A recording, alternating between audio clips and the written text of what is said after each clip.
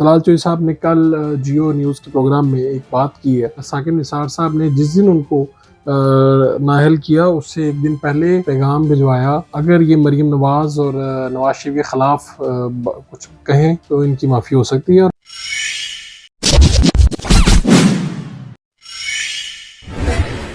अस्सलाम वालेकुम मेरे बाशूर दोस्तों, बात ये है कि साकिब निसार साहब चीफ जस्टिस रहे हैं और तारीख़ के मुतनाज़ा तरीन चीफ जस्टिस रहे। बहुत सी बातें उनके बारे में बहुत से किस्से किए जाते हैं, लेकिन ख़ास तौर पे इस्लामाबाद हाई कोर्ट में इमरान खान साहब की जो माफ़ी वाला मामला है, उसके ऊपर चूँकि अभी उन्हें 7 रोज़ का मौका दिया गया है, मोहलत दी गई है, तो इसके ऊपर तलाल चोई साहब ने बहुत ही ज़बरदस्त इंकशाफ़ात किए हैं, जो आपको हैरान कर देते हैं कि पाकिस्तान की अदालती तारीख़ में किस किस तरह के काम होते रहे हैं। तलाल चोई साहब ने कल जियो न्यूज़ के प्रोग्राम में एक बात की है, जो बड़ी ही हैरान कुन है।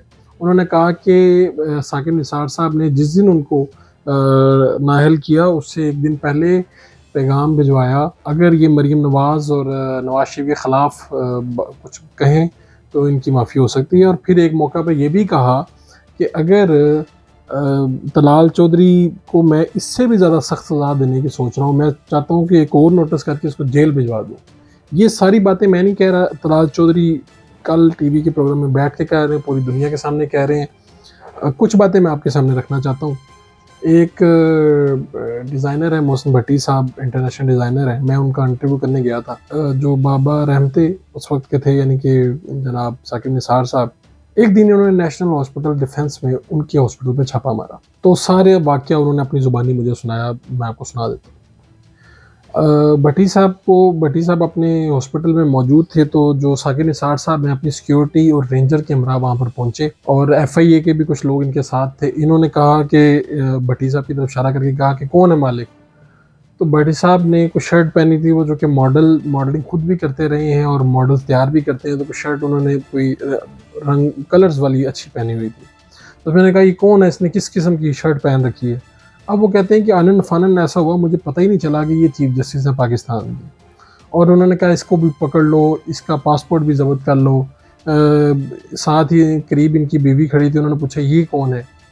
जिसके नतीजे में किस्सा मुख्तसर के उनका पासपोर्ट भी ज़ब्त किया गया, कहा गया तुम लूट रहे हो, इस हॉस्पिटल में ये हो रहा वो रहा। अब आपको मैं बताता चलूँ कि बहुत से डॉक्टर्स मुझे मिले, उन्होंने बताया कि साकिब निसार साहब के एक भाई जो जेल रोड पर प्रैक्टिस करते हैं, उनका क्लिनिक भी है, उनके लिए भी बहुत मर्तबा साकिब निसार साहब ने अपनी सीट का इस्तेमाल करते हुए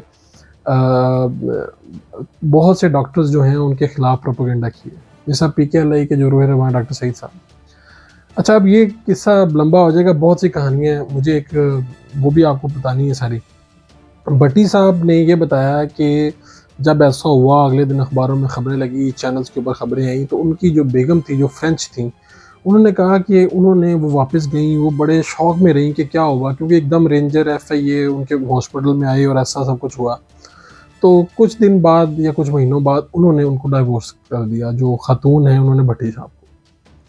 तो भट्टी साहब वो अपनी डाइवोर्स का ज़िम्मेदार साकिब निसार को समझते, तो मैंने उनसे ये सवाल पूछा, भट्टी साहब उनकी क्या इसमें है? उन्होंने कहा ये जब उन्होंने ये सब छापा मारा और मैंने वहाँ पे कुछ भी नहीं किया था, पता नहीं किस बात पे वो नोटिस लेने खुद आ गए हॉस्पिटल में। और मेरी बेगम ने, वो वहाँ के एक बासर ख़ानदान से थी, उन्होंने कहा कि हमारे फ्रेंच में तो किसी को कोई अदालत बुला ले तो इसका मतलब ये है कि वो मुजरिम होता है, या उसके ऊपर एलिगेशन भी आ जाए तो लोग उसको बुरी नज़र से देखते हैं। तो आपको तो यहाँ पे पाकिस्तान की सबसे बड़ी अदालत का जज खुद आ गया आपके हॉस्पिटल और उसने इस तरह से आपके पासपोर्ट ज़ब्त किया और चीज़ें की, तो इसके बाद क्या रहता है कि आप क्रिमिनल होंगे, ज़रूर आप क्रिमिनल होंगे, आपने कुछ क्राइम किया होगा। ये तो पाकिस्तान के एक आम कारोबारी आदमी की कहानी है। तलाल चौधरी साहब आपको कहानी ये सुना चुके हैं कि कैसे हुआ। मैं बहुत सी प्रोसीडिंग में मैं गया हूँ, मैंने देखा है कि जितने लोग जाते हैं वो अदालत के जो जज साहब हैं वो रोस्टम पे बुलाते हैं उन लोगों को जिनके ऊपर जो भी मुल्ज़िम होते हैं जब आप अदालत में जाते हैं। कल पता चला कि खान साहब तशरीफ़ रखे उन्होंने और जज साहब बताते रहे कि आपने ये किया, आपने वो किया, और एक मरतबा भी उनको खड़े होके रोस्टम पे आने का नहीं कहा। ये बात मान लेनी चाहिए कि पॉपुलैरिटी में इस वक्त इमरान खान साहब सबसे आगे हैं। यही वजह है कि शायद कहीं न कहीं उनसे कोई लिहाज़ या कुछ इस तरह की चीज़ें बढ़ती जा रही हैं। बकौल जो इस वक्त हुकूमत में लोग हैं वो ये सारा तासुर दे रहे हैं, ये बातें भी कर रहे हैं। अब साकिब निसार साहब की बहुत सी कहानियाँ खुद मैंने उनसे पूछा था कि डैम फंड के ऊपर जो आपने जो इश्तिहारी मुहिम चलाई है उसमें तो पैसे कम इकट्ठे हुए हैं, उससे पैसे ज़्यादा लगे हैं और जो इकट्ठे हुए हैं वो कम हुए हैं। तो इस पे उन्होंने मुझे एक सवाल का जवाब भी दिया, तो वीडियो में कोशिश करूँगा इसमें कहीं मैं आपको दिखा दूँ कि उस वक्त हुआ क्या था। ये सारा डैम का डोनेशन जो है और ये कैंपेन आगाही के लिए होती है। आगाही अवेयरनेस होगी तो फिर ऑब्जेक्ट अचीव किया जाएगा ना।